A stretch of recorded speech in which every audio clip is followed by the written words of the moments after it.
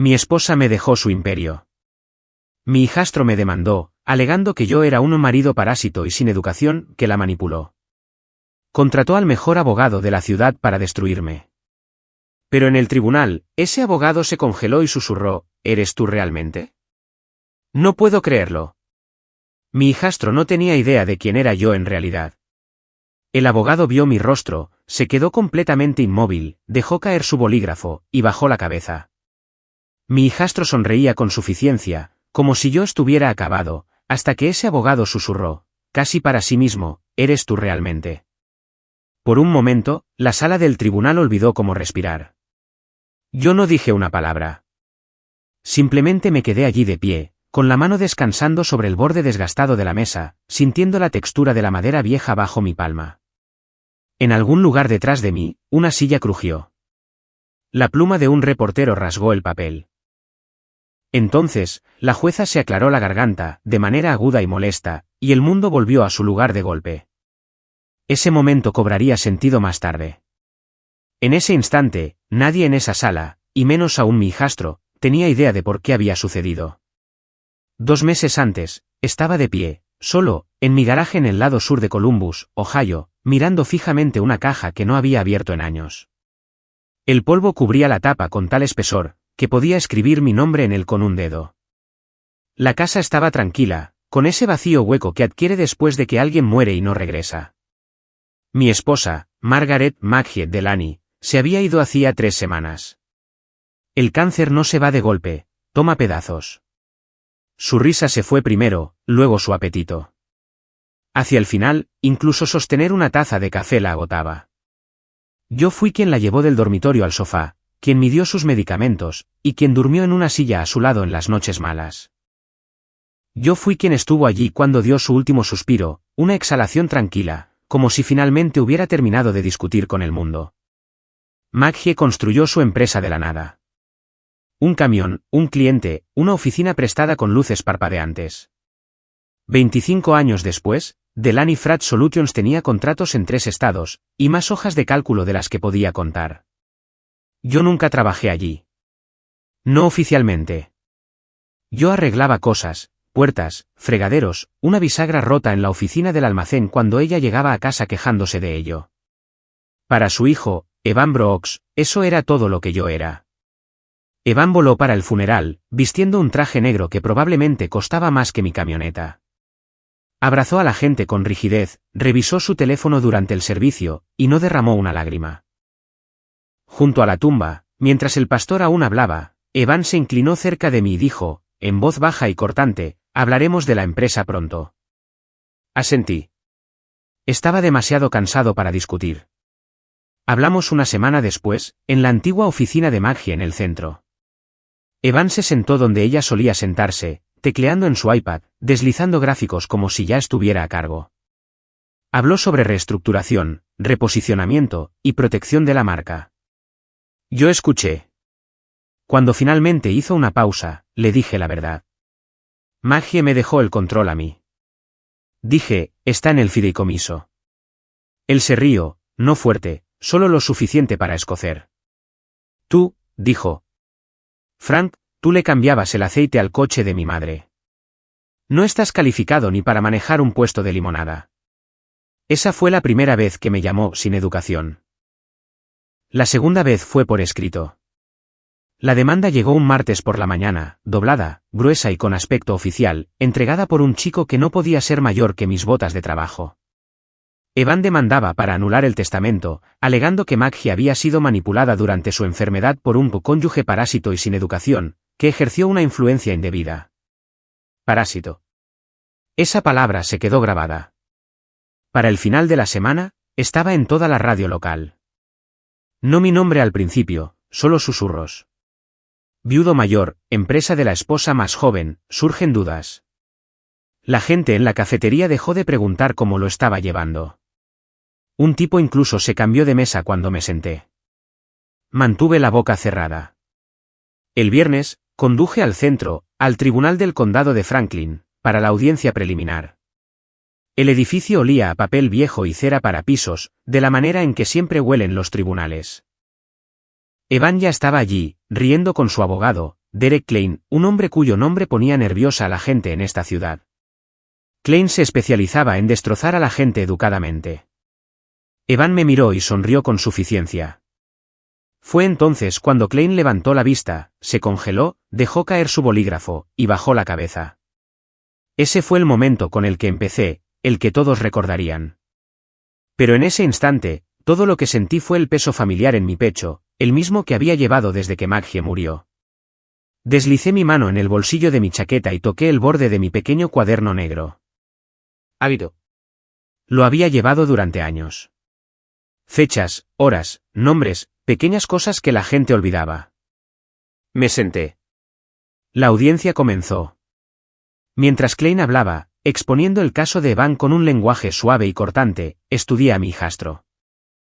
Corte de pelo perfecto, zapatos brillantes, manos suaves, manos que nunca habían arreglado una puerta a medianoche, ni sostenido a una mujer erguida mientras vomitaba por la quimio.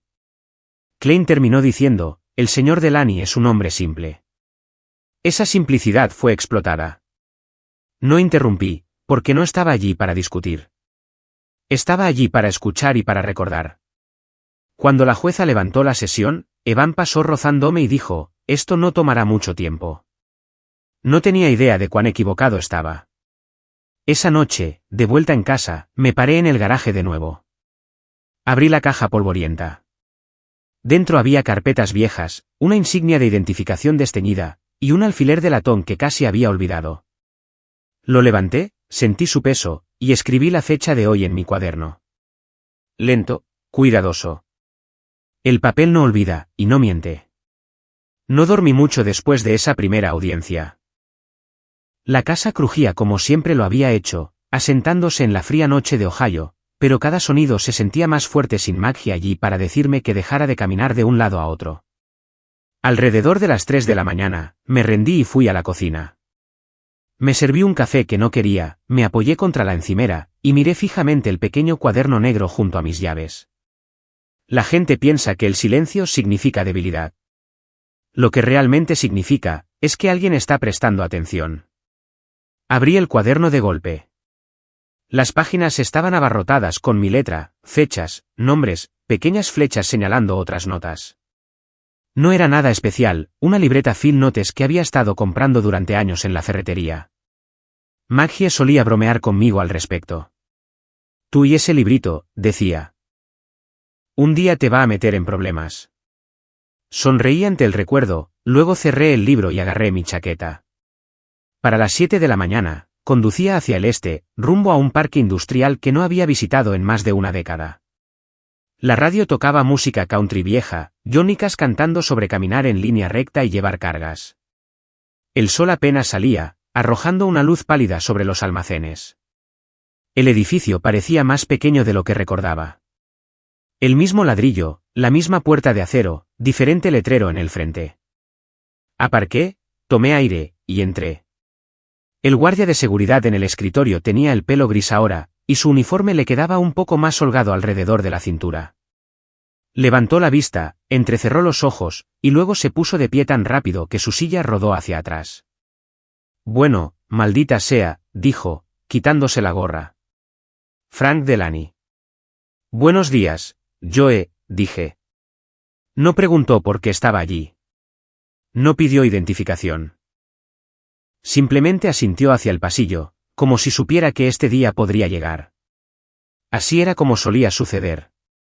Cuando todavía trabajaba en cumplimiento de transporte, nadie me anunciaba. No llevaba una placa que impresionara a la gente. Simplemente aparecía, hacía preguntas tranquilas, y anotaba cosas. Así es como me gané mi viejo apodo, el sabueso. No porque ladrara, sino porque una vez que captaba un rastro, no lo soltaba. No había usado esa parte de mi vida en años.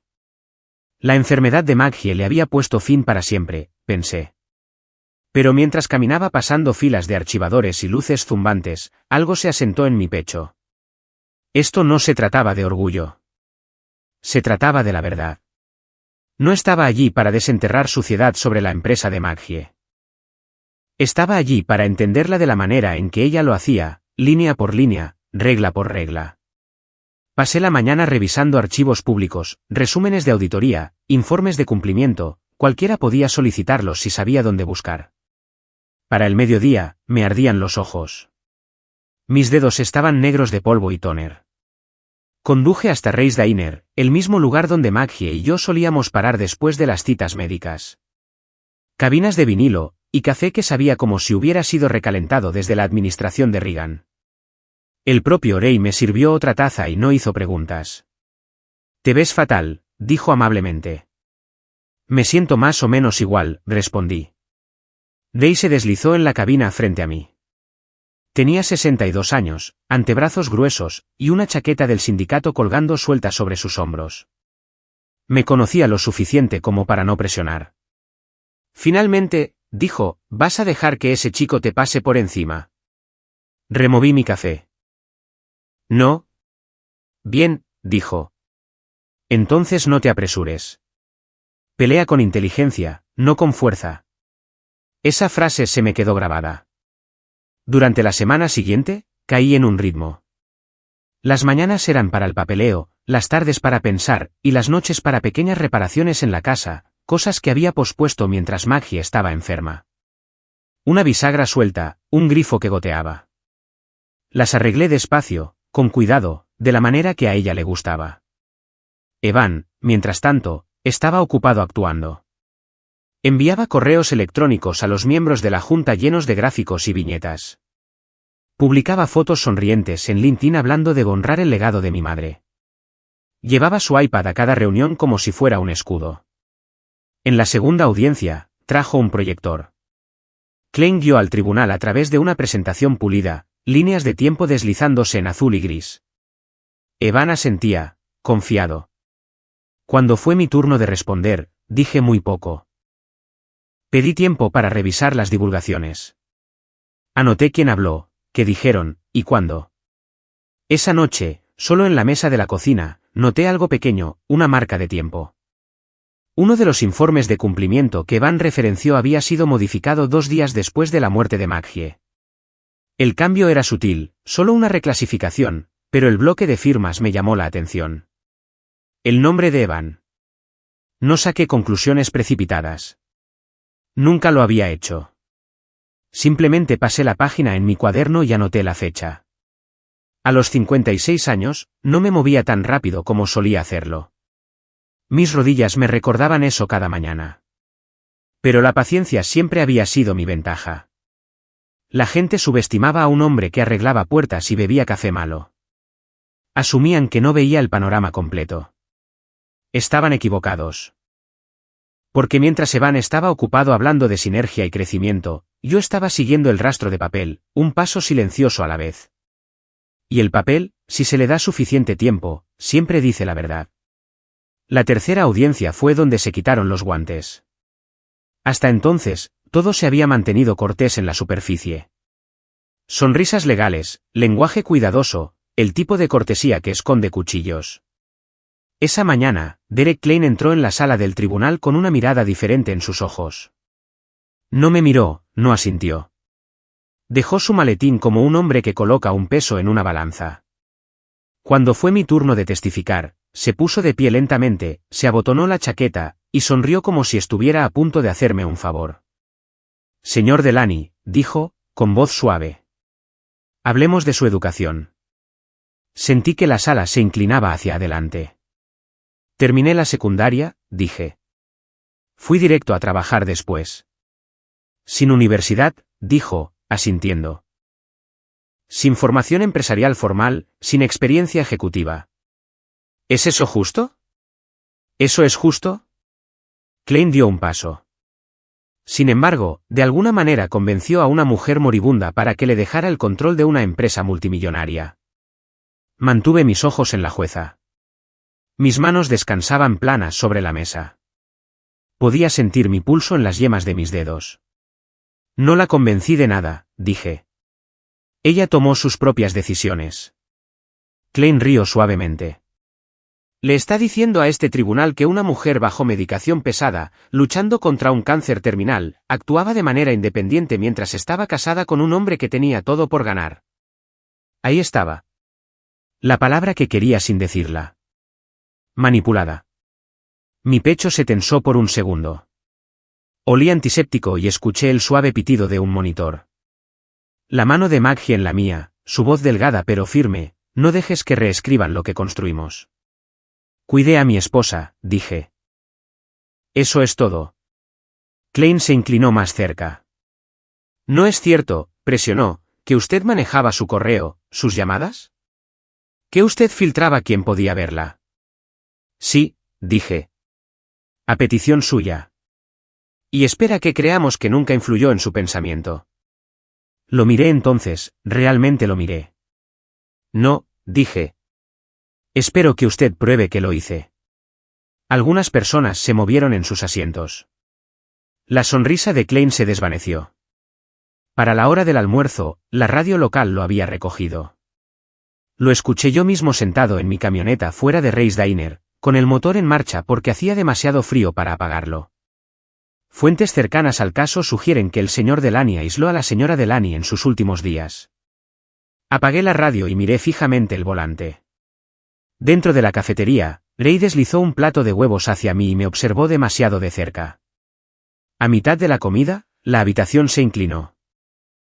Mi corazón comenzó a acelerarse, fuerte y desigual, como si estuviera tratando de salirse de mi pecho. Ray estaba de pie en un segundo. Tranquilo, dijo, estabilizándome. ¿Respira? Lo hice, lentamente. Adentro por la nariz, afuera por la boca. Pasó, pero el mensaje se quedó. Ya no tenía 30 años. El estrés cobraba su precio, se lo pidieras o no. Esa noche, casi llamé a Evan. El teléfono se sentía pesado en mi mano. Una llamada y todo podría terminar. Un acuerdo. ¿Tranquilo? No más titulares. No más tribunales. Entonces recordé a Maggie en la sala de estar, envuelta en una manta, mirándome arreglar la puerta que no cerraba. ¿Correcto? No te apresures, había dicho ella. Romperás algo. Dejé el teléfono. La campaña de desprestigio se intensificó. Alguien filtró que yo había manejado las finanzas de Maggie. Alguien más afirmó que yo había presionado a sus médicos. Nada de eso era cierto, pero la verdad se movía más lento que el rumor. En la siguiente declaración, Klein intentó una nueva táctica: velocidad. Pregunta tras pregunta, apenas haciendo pausas para las respuestas, esperando que tropezara con mis propias palabras. No lo hice. Escuché. Escribí. Marqué tiempos y frases en mi cuaderno de la manera en que siempre lo había hecho. Cada insulto, cada exageración, cada afirmación descuidada archivada. Una noche tarde, rodeado de papeles en la mesa de la cocina, creí haber encontrado finalmente mi bala de plata. Una cadena de correos electrónicos que parecía condenatoria a primera vista. Sentí una oleada de alivio que no me había permitido en semanas. Al día siguiente, mi abogado sacudió la cabeza. Cadena de custodia, dijo. Destrozarán esto. Así de simple, se había ido. Me senté solo después, con las manos temblando, no de ira esta vez, sino de agotamiento. Presioné mis palmas planas contra la mesa hasta que se estabilizaron. Fue entonces cuando noté algo más enterrado en una actualización de cumplimiento de rutina, una clasificación de conductor ajustada después de la muerte de Maggie. Firmada por Evan. Pequeña, técnica, fácil de pasar por alto. No celebré. Ni siquiera sonreí. Pasé la página y lo anoté. Porque la adversidad no acaba con un hombre como yo. Simplemente le enseña dónde mirar a continuación. Para cuando llegamos a la mitad del caso, Evan pensó que me tenía acorralado. Entró al tribunal esa mañana como un hombre que se dirige a una entrevista de trabajo que ya sabe que ha superado. Traje a medida, auriculares inalámbricos, iPad bajo el brazo. Apenas me reconoció al pasar, excepto por una sonrisa tensa que decía: «Mira esto». Mire. La audiencia se abrió con el equipo de Evan presentando lo que llamaron una narrativa clarificadora. Esa era su frase. Klein se paró junto a una pantalla grande, haciendo clic a través de diapositivas llenas de flechas y cajas codificadas por colores. Paradigma de cumplimiento sinérgico, dijo Evan con confianza desde el estrado. Así es como modernizamos las operaciones después del fallecimiento de mi madre. Escribí la frase en mi cuaderno y la subrayé 2 veces. La jueza inclinó la cabeza. Señor Brooks, dijo, en términos simples, ¿qué cambió? Evan vaciló.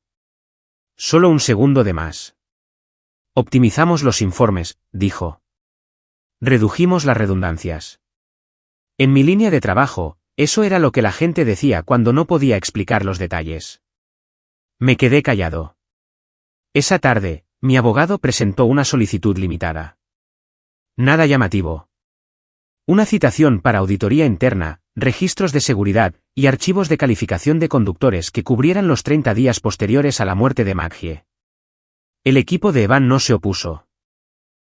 Pensaron que era rutina, aburrido. No lo era. Los documentos llegaron en cajas reales, de cartón ligeramente aplastado en las esquinas, oliendo levemente a polvo y tóner de copiadora. Las apilé en la habitación de invitados y las revisé a la antigua usanza, página por página, pluma en mano. Mis notas de campo abiertas a mi lado. Los patrones no saltan a la vista, emergen. Evan había ordenado una limpieza. No era ilegal a primera vista, pero el momento importaba. También lo hacían las firmas. También el hecho de que un puñado de cambios hacían que los números se vieran mejor de lo que eran. Una línea me detuvo en seco. Un conductor autorizado para viajes interestatales que estaba por debajo de la edad requerida. La regla era simple. No había zona gris. Y la fecha de aprobación llegó después del funeral de Maggie. Me recliné en mi silla y cerré los ojos. Mi corazón latía lento y constante ahora. Esto no era ira. Era enfoque. No me apresuré a exponerlo. Eso es lo que Evan esperaba, una revelación dramática, una confrontación. En cambio, esperé. En la siguiente audiencia, Evan testificó de nuevo. Habló con confianza sobre la cultura de seguridad y la supervisión robusta. Explicó el sistema como si lo hubiera construido él mismo. No lo había hecho. Cuando dijo que todos los cambios seguían las pautas federales estándar, sentí el clic silencioso de una cerradura abriéndose. Esa tarde, llamé a Mara Grayson. Contestó al tercer timbre, con su voz tan aguda como siempre. Frank Delaney, dijo. Me preguntaba cuándo llamarías. Necesito que mires algo, le dije. Hubo una pausa, luego, un último caso, dijo. ¿Envíalo? Hablamos a través de los documentos despacio, cuidadosamente. Ella no añadió drama. No necesitaba hacerlo. Cuando terminó, dijo, él no sabe de lo que está hablando. Lo sé, dije. El tiempo lo es todo, añadió. Déjalo terminar su historia.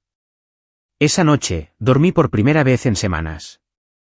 A la mañana siguiente, mientras conducía hacia el centro, pasé junto a un equipo de construcción arreglando baches. Hombres con chalecos reflectantes trabajaban metódicamente, una sección a la vez. Sin prisas, sin ruido más allá de lo necesario. Así es como arreglas las cosas. Dentro del tribunal, Evan reía con Klein, confiado y ruidoso. Pensaba que lo peor había quedado atrás. Me senté, abrí mi cuaderno, y esperé. Porque a veces el movimiento más inteligente no es golpear primero. Es dejar que alguien más se ahorque con sus propias palabras. La sala del tribunal estaba llena esa mañana. No solo abogados y secretarios, sino reporteros, algunas personas de la industria que Evan había invitado para el espectáculo, y 2 hombres de la junta directiva de la empresa sentados con la espalda rígida en la segunda fila. El aire se sentía más pesado de lo habitual, denso con el olor a madera pulida y papel viejo. Alguien tosió. Una silla crujió.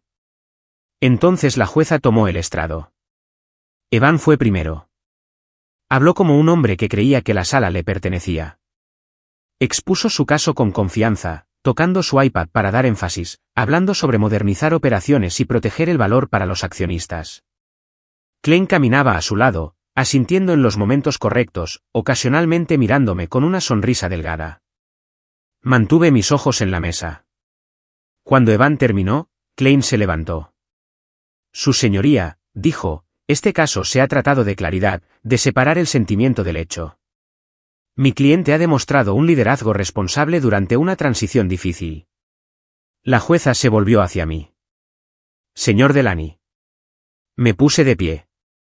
Fue entonces cuando Klein finalmente me miró directamente. Su rostro cambió. No dramáticamente, solo lo suficiente. Sus ojos se entrecerraron, luego se abrieron una fracción. Su mano se apretó sobre el bolígrafo que había estado girando. Se resbaló de sus dedos, golpeó el suelo, y rodó. Durante unos segundos, nadie habló. Klein se agachó para recuperar el bolígrafo, luego se detuvo. Se enderezó lentamente, con una expresión ilegible, e hizo una pequeña e inconfundible reverencia con la cabeza. «¿Eres tú realmente?», susurró. «No puedo creerlo». La sala se quedó en silencio. Evan se rió por lo bajo, pensando que era teatro. «Qué lindo», murmuró. La jueza se aclaró la garganta. «Señor Delany», dijo, impaciente. «Ahora puede proceder». Abrí mi cuaderno. El sonido de las páginas pasando parecía fuerte en la quietud.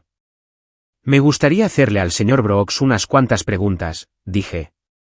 Klein vaciló, luego asintió brevemente. Me enfrenté a Evan. Parecía divertido, relajado.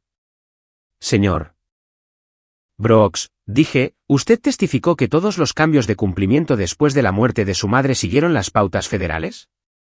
¿Es eso correcto?» «Sí», dijo Evan con facilidad. «Absolutamente». Miré mis notas. «¿Y usted aprobó personalmente esos cambios?» «Lo hice». Caminé hacia la mesa donde estaban apiladas las pruebas y levanté una sola carpeta. «Solo una». «Hablemos de este documento», dije, sosteniéndolo en alto.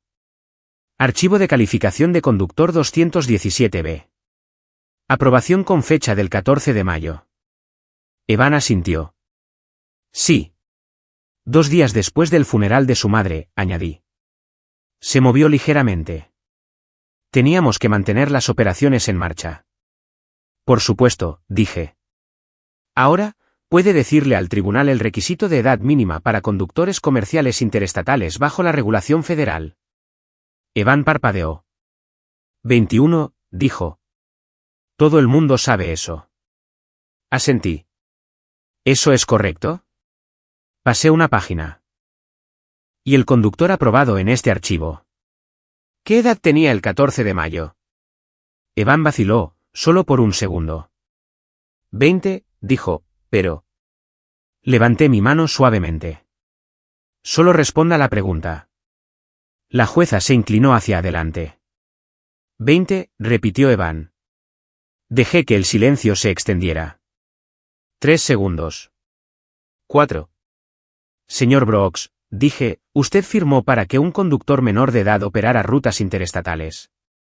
«Eso no es», empezó Evan. «Es una violación», dije con calma. «Simple y llanamente. Regla federal, no hay zona gris». Klein abrió la boca y la cerró. Continué. Y no se detuvo ahí. «Este archivo muestra una reclasificación de las horas de servicio para enmascarar excesos. De nuevo, aprobado por usted». El rostro de Evan se había puesto pálido. «Confié en mi equipo». «También lo hizo su madre», dije. «La diferencia es que ella conocía las reglas». Un murmullo recorrió la sala. Los reporteros garabateaban furiosamente. Uno de los miembros de la junta bajó la cabeza entre sus manos. La jueza miró a Klein. «Abogado». Klein tragó saliva. «Su señoría, necesitaremos tiempo». «No», dijo ella bruscamente. «Responderá ahora». Sentí mi pecho tensarse, no de miedo, sino de memoria. Maggie en la mesa de la cocina, con las gafas puestas, revisando informes hasta tarde en la noche. Su voz en mi oído: «Revisa las fechas, Frank. Las fechas importan». «Lo hacen», dije suavemente. Evan me miró como si me estuviera viendo por primera vez. «Me tendiste una trampa», dijo con voz ronca. Sacudí la cabeza. «Tú mismo te la hiciste». La jueza ordenó un receso. Mientras la sala estallaba en ruido, Klein dio un paso hacia mí. No parecía enojado. Parecía cansado. Eres el sabueso, dijo en voz baja. Cerré mi cuaderno. Solo soy cuidadoso. Cuando el tribunal se reunió de nuevo, el tono había cambiado. Las preguntas llegaron rápidas y agudas. Evan tropezó. La narrativa que había construido colapsó bajo su propio peso. Para cuando la jueza desestimó las reclamaciones principales y remitió los problemas de cumplimiento para revisión, los hombros de Evan se habían hundido. No me miró mientras se iba. Me senté de nuevo, con las manos firmes sobre la mesa, y sentí que algo se aflojaba dentro de mí. No triunfo, sino alivio. La verdad había hecho su trabajo. El tribunal se vació lentamente, como una tormenta drenándose del cielo. Los reporteros se agruparon cerca de los escalones, con los teléfonos pegados a las orejas, y las voces agudas por la emoción. Evan desapareció por un pasillo lateral sin decir una palabra. Sus hombros estaban caídos ahora, su confianza desaparecida, reemplazada por algo pequeño y frágil.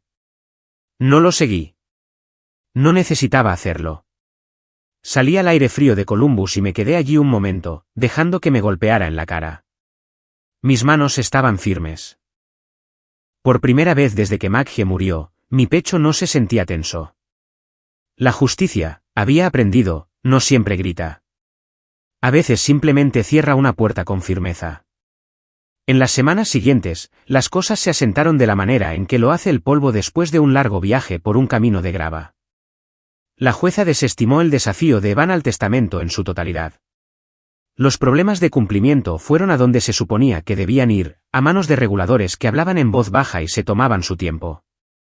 Sin titulares gritando, criminal, sin espectáculo, solo consecuencias, medidas ilegales. La Junta se me acercó para asumir el cargo de CEO permanente. Dije, no. Eso los sorprendió. Lo expliqué simplemente, esta empresa no necesita a un hombre probando algo. Necesita manos firmes. Maggie ya había elegido esas manos antes de morir. Honré eso. Nombramos a un líder de operaciones experimentado, alguien en quien Maggie confiaba, y yo me quedé solo el tiempo suficiente para asegurarme de que la transición fuera limpia. Luego hice lo que Maggie y yo habíamos hablado una noche tarde, cuando los analgésicos estaban perdiendo efecto y la casa estaba tranquila. Establecí un fondo de becas en su nombre. Nada llamativo, formación práctica y educación en seguridad para mujeres que ingresan a la logística y el transporte. Personas que hacían el trabajo, no las que hablaban. Cuando firmé el papeleo, usé el mismo bolígrafo que Maggie guardaba en el cajón de su escritorio. Conduje hasta el cementerio un domingo gris por la tarde.